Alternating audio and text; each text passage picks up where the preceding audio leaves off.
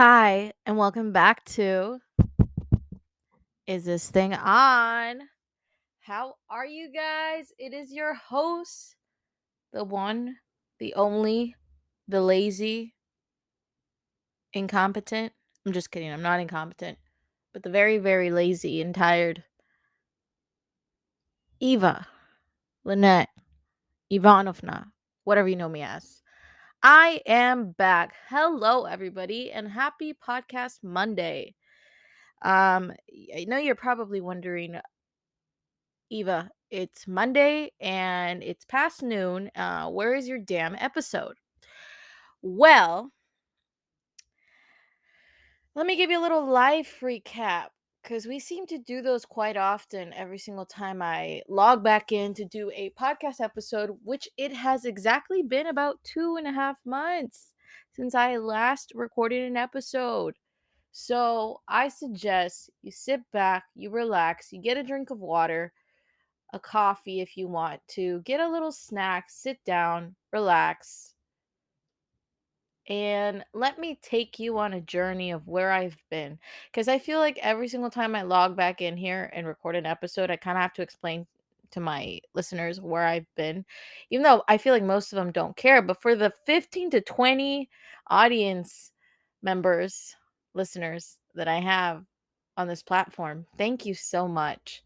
Um, Okay, so let's just jump right in as to where I've been in the last 2 months. Well, last time I was on here, I talked about my experience going on an airplane for the first time. I went to Las Vegas. If you haven't listened to that episode, it's literally the episode before this one. So just go and listen to it if you want to. Um let's see what's been going on with me. Okay. Um well, you know what? Let me get candid about my mental health on here, if you will. I know I've talked about my mental health sporadically here and there, but I think it plays an enormous factor as to why I haven't recorded a podcast episode in about 2 months. And also, I've just been incredibly busy. The reason I am able to get on here today, right now, is because I have winter break. I am off for the holidays, have been for about a week and a half already. I only have about a week and a half left because I go back to school and all that stuff. No, I'm not a student, I'm a teacher. I love my job. It is a very, very stressful, but very, very rewarding job. And I love my kids. However, I have not been able to sit down and record a podcast episode in a while. And that's been one of the main reasons why I haven't been on this platform for a good minute. And also just my mental health. My mental health. And let's sit down and unpack that because I feel like you guys have been out of the loop for a while, and I think that this would, help to clear the air for those that care. It will clear the air for those that care. Did I make that rhyme? Am I Dr. Seuss? No. Anyways, okay, so let's dive into that. Okay, so um good news, life recap. I have health insurance now. Yay! And so, I'm saying this with like full on happiness. I know that sounded very sarcastically, but no, I am very, very happy and very, very blessed that I have health insurance now. So, what does that entail? It means I can go to the doctor and it won't cost me an arm and a leg. Thank the Lord Jesus. And thank the Lord Jesus for my job because I was able to get it through my job. Anyways, so because and as a result of me now having health insurance, which is a big step in the right direction, um I was able to go to the optometrist's office. So, and you're probably thinking, how does this relate to your mental health? We're getting there. Uh this is a journey. We're on a journey to the destination of what the topic is going to be on for today's episode. Okay, so just calm down, slow your roll, slow down, and smell the roses. Anyways, um, so yeah, because of that, I was able to go to the optometrist. And the reason I went to the optometrist is because, if you guys didn't know this, I have been wearing glasses since I was in the 6th or 7th grade. I want to say 7th grade. Yes. I found out in the 6th grade that I needed glasses. And then around 7th grade is when I actually ended up getting them. And the funny story behind that is that um, I'm nearsighted. I have astigmatism and I'm also prone to glaucoma on my right eye, according to my optometrist. But which I recently found out because I got a new optometrist. Yay for health insurance. So um and then my glasses decided to spontaneously break. Um because here's what I do. Um because on my driver's license it says that I need to drive with corrective lenses. I have to wear glasses when I drive. And so it's literally in the back of my driver's license. Um and so I typically leave them in the car when I'm about to go to work and drive, where I'm driving everywhere I need my glasses. Because I'm very much nearsighted. I don't have a problem when I read, but I do have a problem trying to get to places without my glasses. Anyhow, it was like, I want to say the week before I went off for I was about to say spring break. Woo! That's coming up too.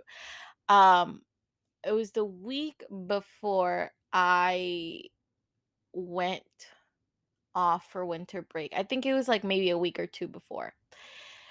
I get into my car in the morning, as one does, because she's going to work and she has to be at work very early. I don't know why I'm talking in the third person. It just happens. Just roll with it. Anyways, so I get into my car, and normally my glasses are literally like right there. I'll put them in the glove compartment or I'll just put them on my center console. So at this point, I am frantically freaking out because I've realized that they're in neither position. They're not on the center console and they're not in my glove compartment and they're not on my seat adjacent to me. They're not in the passenger seat. So at this point, I'm having a meltdown. It's already like time to leave. Like I should have already like left my house because I have to be at work by like 7:15. Um and I had morning duty that entire week, so it kind of sucked. And I didn't want to be late because I had a problem with being late this whole past semester, and my boss and I have talked about it already, and I'm gonna work on it. All right, so anyhow, so at this point I'm freaking out. I'm like, well, I need to text my boss because if I don't text my boss, it looks very un- unprofessional that I'm going to get there late. So at this point I'm texting my boss and then I'm looking frantically everywhere. I'm the first one to get up in the morning because I have to be at work really, really early. And so I go back in the house and I check and I check and I check and I check and I check and nothing. And then I check and I check and I check and I check and I check again. And then finally I go back in my car and I look under my seat and lo and behold, they're right there. So I open them up only to find out that the right side of my glasses, the lens had popped out and the frames had broken. So you could kind of guess that at this point I was a little bit more than agitated. I had already texted my boss that I was getting there late, but I felt extremely bad.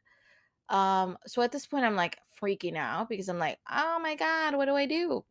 So I go back inside my house. I go in my room, and by some miracle, I found these glasses that I used to wear in college.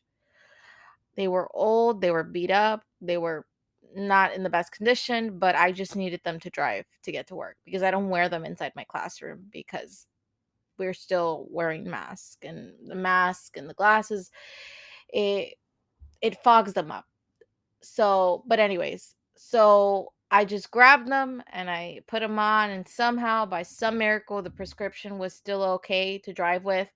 So I was like, okay, well, I don't have room to spare right now. I need to go. I need to hit the road, Jack, and not come back until 4:30 in the afternoon. But I needed to go by that point. So grab my glasses, my old glasses, put them on, and we are going to work. We get there. Of course, my boss is like, hey, what happened? And I had already texted her at this point that I was going to be late. And yeah, so that whole week, I was like looking up places to go get my eyes checked, because also it had been about a good year and a half, 2 years since I had gone to the eye doctor.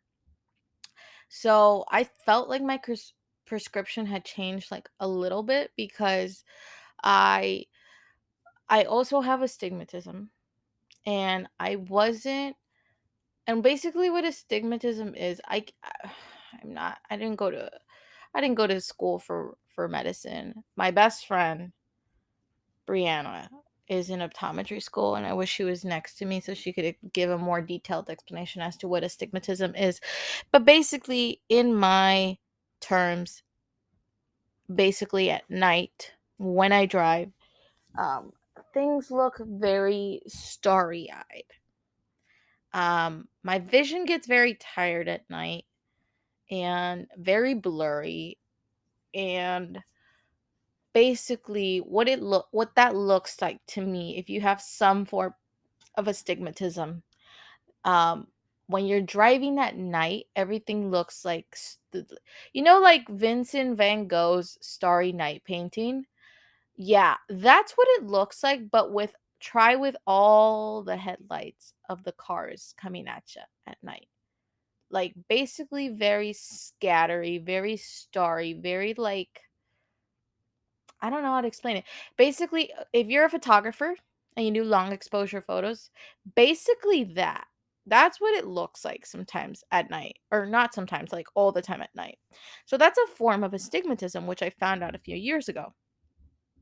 So my astigmatism did get a little bit worse, and yeah. So finally that week or the following week, I was able to go in for a walk-in appointment, because the only time I don't like to take time off from work to go to the doctor, even though I think it is important to take care of your body. I am not that type of person that will take a day off to go to the doctor and have a doctor's visit unless I am dying and need to go to the emergency room. Then, I mean, Jesus, take the wheel there.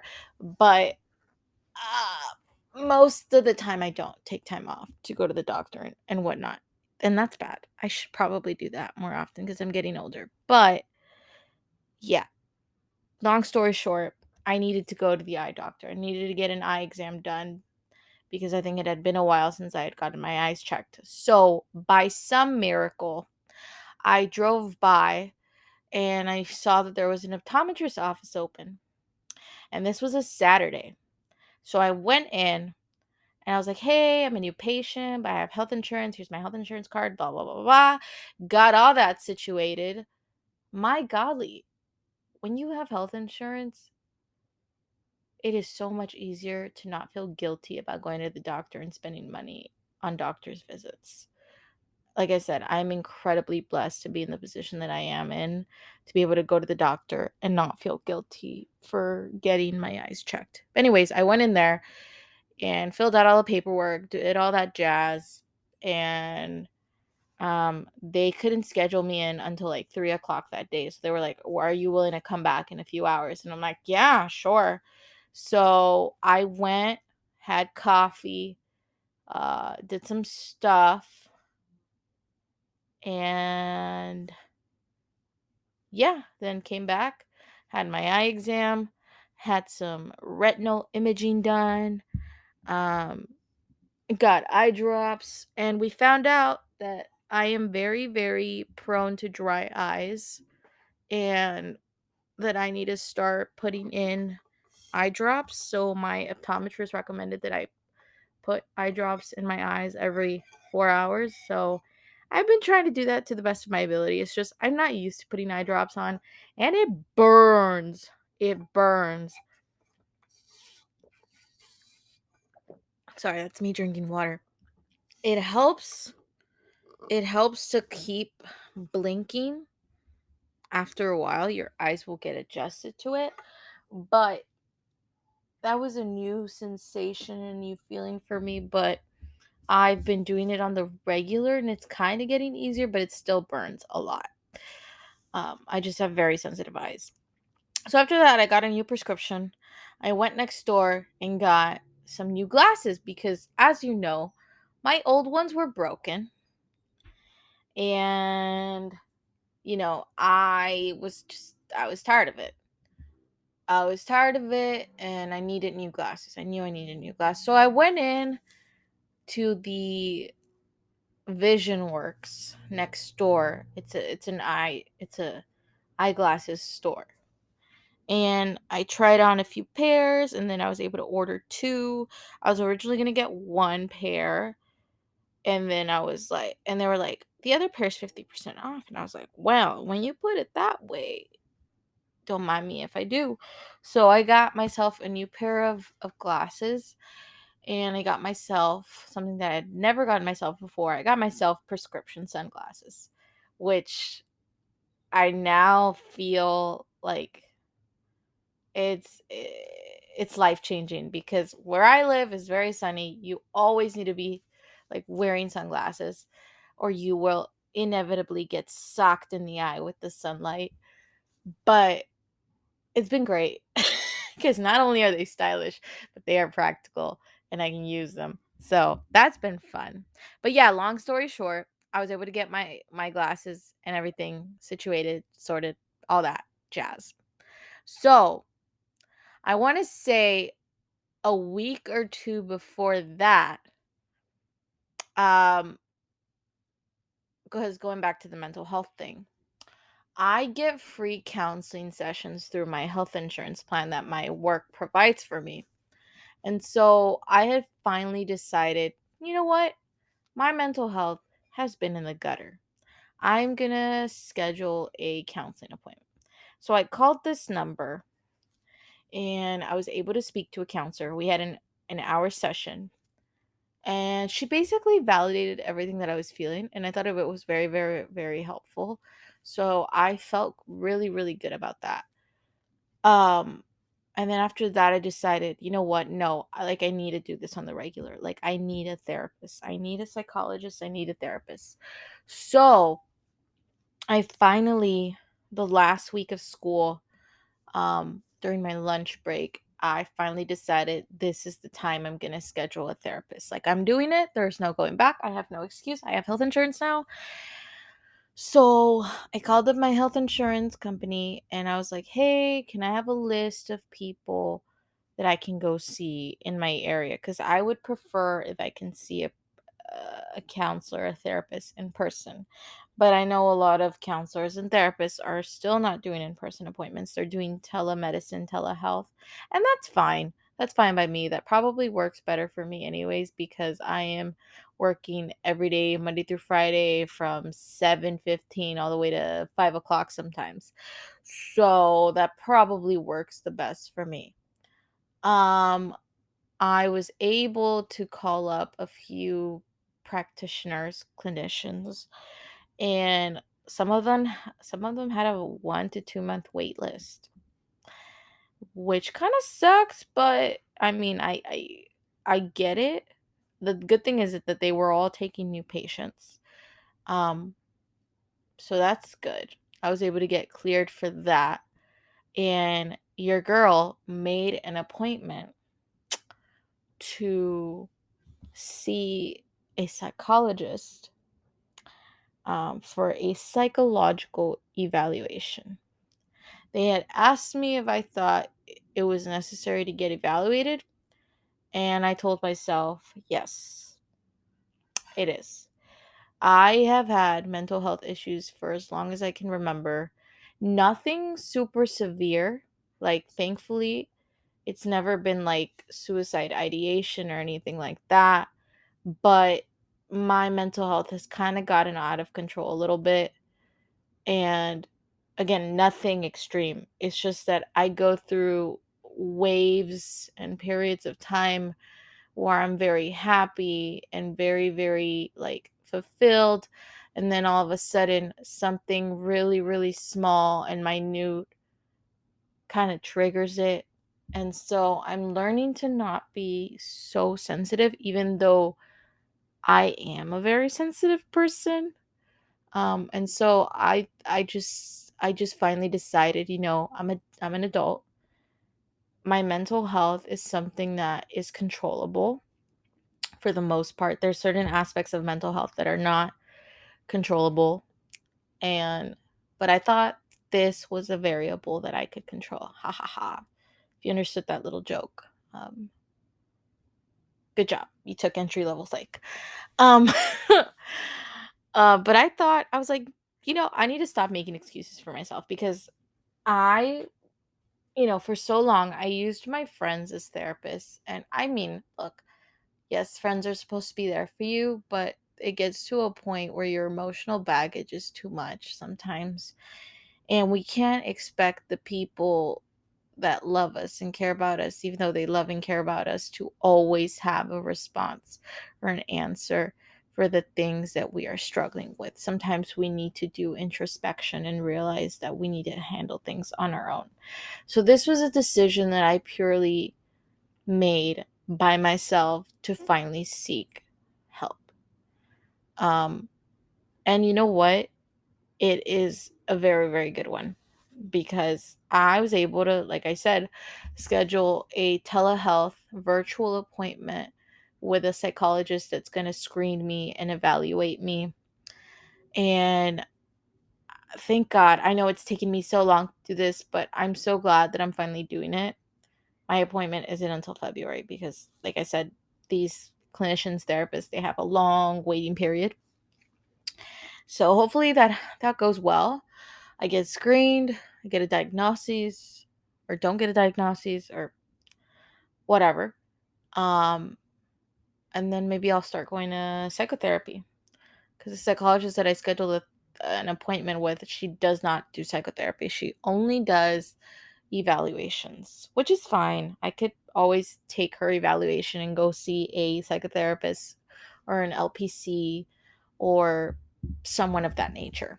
Um, but I'm glad that I finally took these steps for myself to do this because it feels like I finally have a grip on my mental health. Um, because let me tell you, it's been hard. It's been hard. I am very, very blessed to have really, really good friends that are very supportive. And that's the thing that I finally just had to come to terms with, that I'm going to have a lot of times in my life.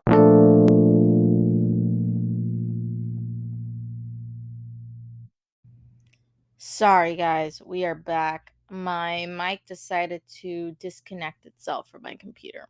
Anyways, like I said, I don't want to burden people with my issues, with my problems, with everything, but I needed to realize that if I was going to want this emotional intimacy with my friends that I've always been wanting, I needed to just say to hell with it and let myself be vulnerable around these people because they are my friends. They do care about me. They've shown me that they care about me. And I needed to just stop putting on this facade that everything was okay. Um, and so I finally told them, I was like, guys, I'm going to be honest. I'm very depressed. I'm going through a lot emotionally. I'm sorry that I haven't been honest with you guys. I'm sorry that I've kind of been masking it through like jokes and stuff, but this is what's going on. I'm going to get help for it. I just wanted to let you guys know that this is what's happening. And as soon as I did that, as soon as I let my friends know that I was not okay, but it was going to be okay, they were so supportive. Um, I've had nothing but support from them, which is a huge weight lifted off my shoulders because I felt like for a long time I couldn't be this vulnerable around people. And even to this day, I don't think I still can be super vulnerable around just anyone. I really, really, really have to know the person well in order to open up to them. Because I would open up to people about what was going on in my life. But like I said, it was very surface level, and I almost kind of made jokes about it almost all the time. Like, haha, I'm going through this. Oh, I'm laughing and crying at 3 in the morning, but haha, I'm okay. And it's like, the more this quote just came to me, I swear I just made this up. The more you self deprecate, the more you perpetuate. Ooh, ooh, that's a good quote. The more you self deprecate, the more you perpetuate. And I literally just made this up right now. But I think what that means is that the more that you choose to laugh at your own suffering, and you choose to sit in a state of helplessness, the more that state of helplessness and that state of depression and sadness and anxiety and basically everything that was going wrong in your life, the more you talk about it, the more you just sit there and kind of wallow in it, the more that that's going to reflect in your outward reality, and in the more that's going to manifest into your life, the longer you'll stay in that period of life. Let me say the quote again, because I feel like it's making sense and it's also not making sense. The more you self-deprecate, the more you perpetuate. Let me look up what the definition of perpetuate means. Can I do that? Can I do that for like 2 seconds, guys? Give me 2 seconds. Perpetu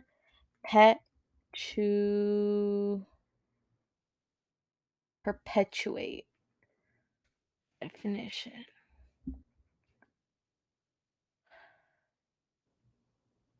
Here we go. According to Google, perpetuate is a verb, and it means make something in, it says in parentheses, something typically undesirable to situation or an unfolded belief continue indefinitely. To preserve something valued from oblivion or extinction. Let's see what Merriam-Webster says. Let's see. Perpetuate, it's a transitive verb. To make perpetual or cause to last indefinitely.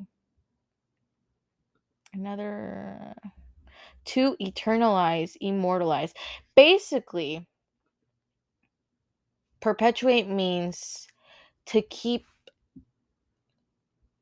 almost glamorizing and romanticizing how something currently is.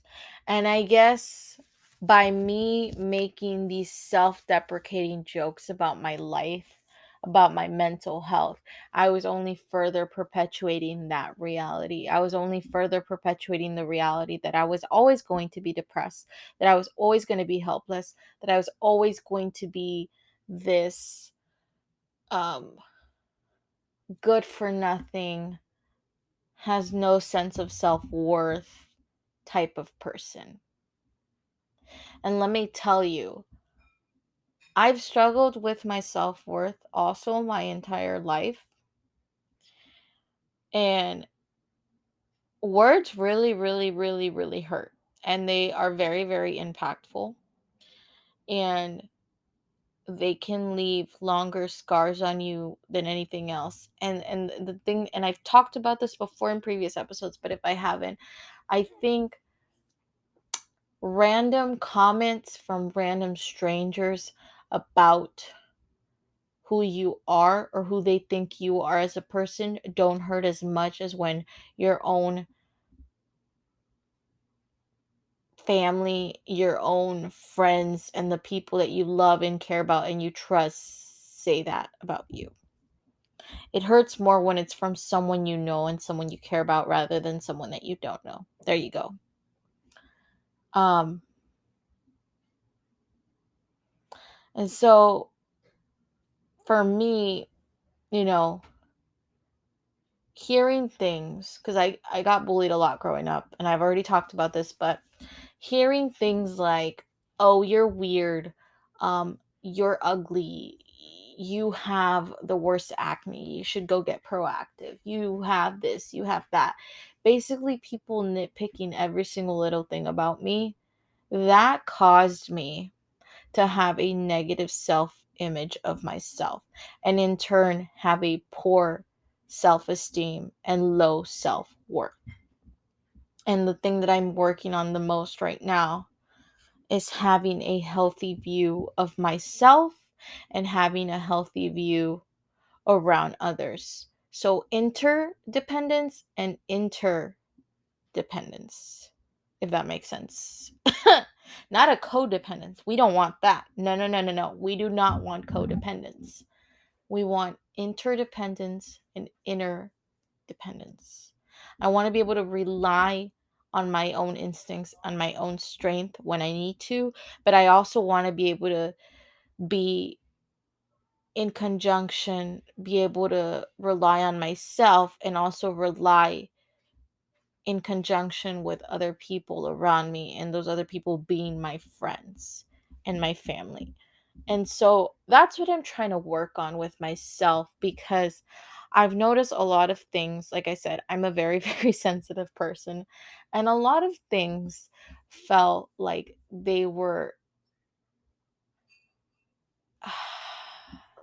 like I was trying to not take so many things personally, but it was very hard when someone made a comment like, oh, don't post this, don't do that because you're coming off as annoying or obnoxious, or and it felt like they were attacking who I was as a person. And so it's like, then who do you want me to be? Who do you want me to be as a person? If that's who I am at my very core, if I'm very loud and bubbly and out there and outspoken and this and this and that, and that's all I've ever been, and I'm not saying I can't change who I am, because I am trying to change who I am as a person in a good way, what aspect of my personality am I supposed to keep then? And that's where I was just kind of like, well, I don't know what I'm supposed to do. I wrote a song about it, which is not done yet, but it's like, who do you want me to be?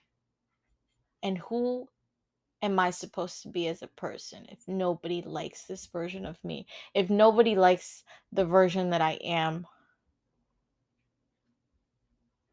with myself? And then I'm also just trying to work on not seeking outward outward validation from people. And I know that's really hard because everybody seeks some form of validation, whether it's through our friends, our family, our peers, social media, other outward external stimuli. Um but I'm also just trying not to do that, and I'm trying not to people please.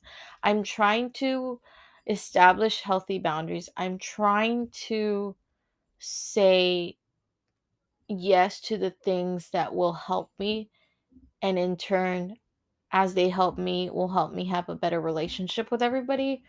But also, I am also saying no to when I feel like it's something that is not going to benefit me in the long run. So, because I'm always a yes girl. I'm always a like, yes, I want to do this. Yes, I want to hang out. Yes, I'll help you this. Yes, yes, yes, yes, yes, yes, yes. And I've talked about this before, but when you always do that, you don't give people enough time to for them to consider you and consider how you're doing, and you don't also give them enough time to develop that self-respect for you. And I think the most valuable thing you can do for yourself is have self-respect and also value yourself as a person. Cuz I'm not a frisbee. I'm not a boomerang. You can't toss me back and forth and decide, well, I need Eva at this time, at this hour, at this place, blah, blah, blah, blah, blah. Because I am so much at the mercy of people sometimes. I'm like, well, this person needs me. And it's like, well, yeah, they need you, but right now you need to be with yourself. You need to be by yourself. You need to have this time of alone time with yourself to figure out what you want. Because I've always grown up, and I don't think it's a bad thing to be selfless, right? But I think when you're constantly just prioritizing other people and not yourself, that's when it's damaging. That's when it's destructive. And people need to understand that you need your time too. You need your time to self reflect. You need your time to be alone. You need your time to figure out who you are as a person. And sometimes you can't do that when you are constantly there for other people. And you need to realize that if you set boundaries with people and they don't seem to like it, then those people are not your people. They're not meant to be in your life. They're not meant to be there. They are only looking out for themselves, and you don't want that. You want people that it's going to be a reciprocal effort, that they're going to look out for you and you're going to look out for them. So it's a mutual thing. It's not a parasitic relationship, but it's a parasymbiotic relationship. I think that's the correct term. Guys, I've been out of school for a long time. Biology and science was never my strong suit. But you get what I mean. You get the gist, right? And so all those things is what I'm trying to work on. I'm trying to work on all those things on top of also just like having a good relationship with God. Because and if I haven't been vocal about it before, which I feel like I have been, but I also haven't been. If you didn't know this about me, I'm a Christian. I've been very open about it for the most part. My faith is very important to me. Having a relationship with my Lord and Savior, Jesus Christ, is very important to me.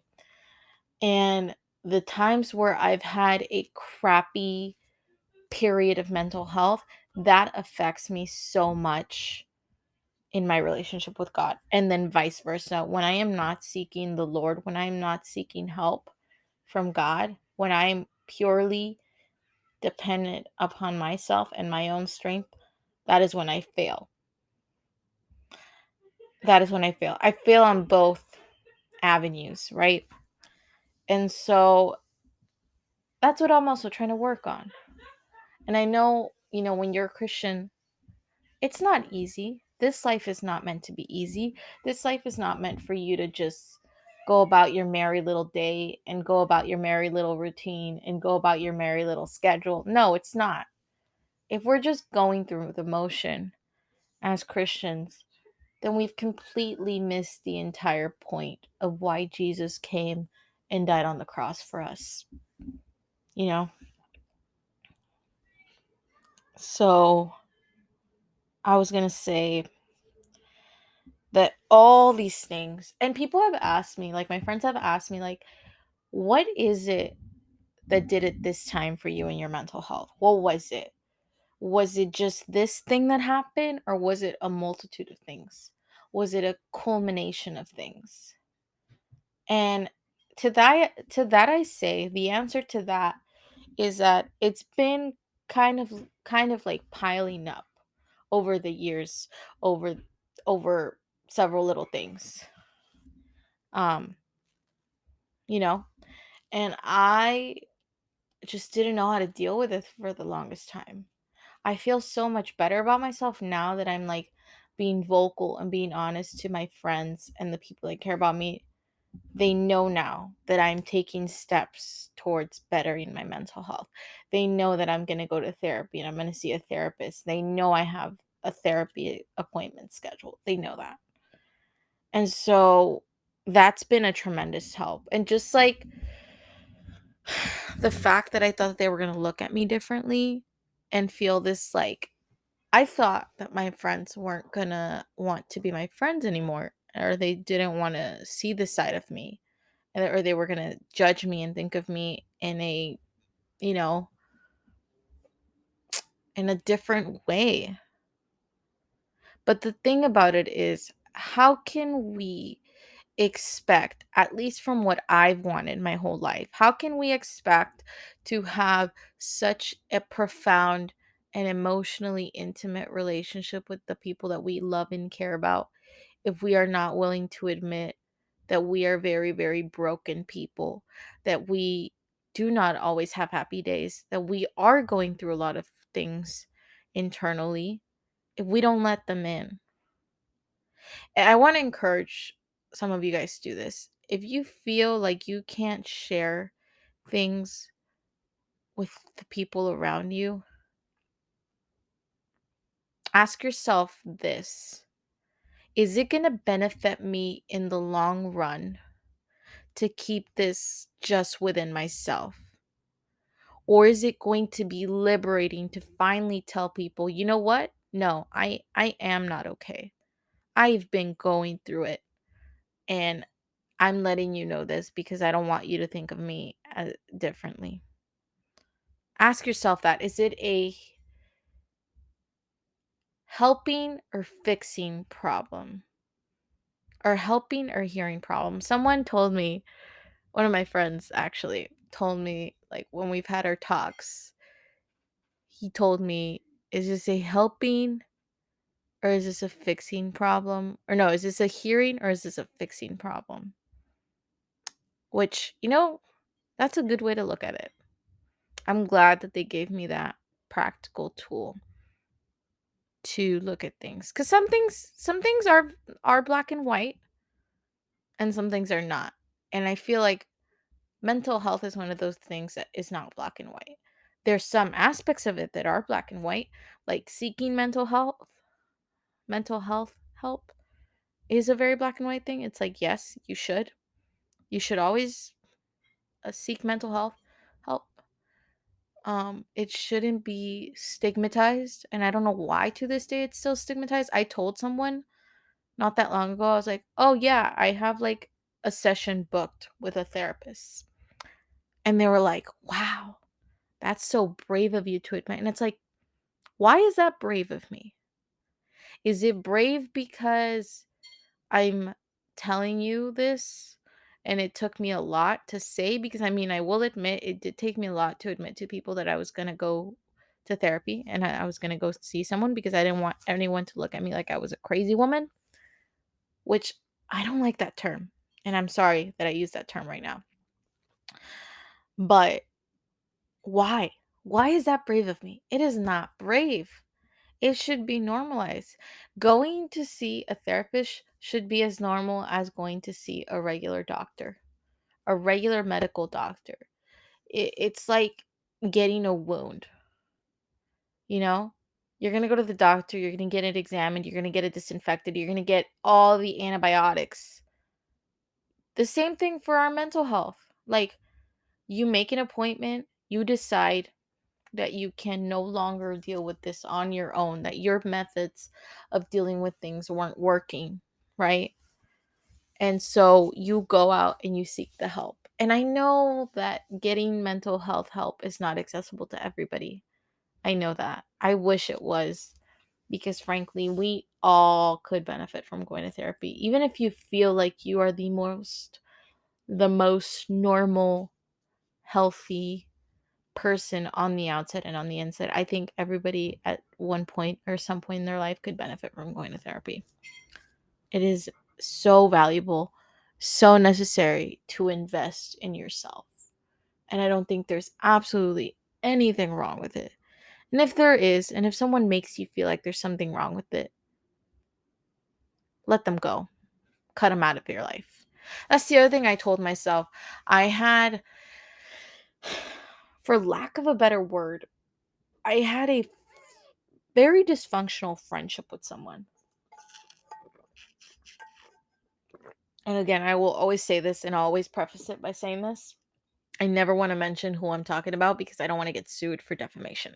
So, but I will say this. If you have people in your life where there is always nothing but fighting and dysfunction and distortion in that relationship, and you've tried numerous times to make it work. You've forgiven them numerous times and you've taken them back, whether that's a relationship or a friendship. You cannot have that dysfunctionality, that imbalance in your life. You can't. It's going to throw everything off. It's going to throw off the equilibrium in your life. And I told this person, we have tried so many times to reconcile whatever the hell this is, a friendship, whatever. We had tried so many times. I had forgiven this person so many times. And for what? So we could be good for like a few weeks and then get into an argument again and then fight? Yeah, no, I can't have that. I told them, look, God bless you. I hope you do well in life, but I can't have this dysfunctionality. I can't have this imbalance in my life. I can't. It's exhausting, it's tiring, it is not healthy, and it's not, if I ever want to get somewhere and get to a healthy state with my friendships and relationships, I can't have this. And maturing is realizing that that imbalance and that toxicity in your life is not good for you and you need to walk away from that. Anything that disturbs, I've said this before, but anything that disturbs your peace is not good for you. And last night one of my friends asked me, "What is the pursuit of happiness to you?" Right? And for me, I kind of answered it within a question. Because, yes, I will use the Socratic method sometimes. But for me, the pursuit of happiness is having peace. And I say peace because peace is a thing that keeps everything in balance. It's a thing that keeps me sane. And I can only find that peace within God, within the Holy Spirit that already lives and dwells within me.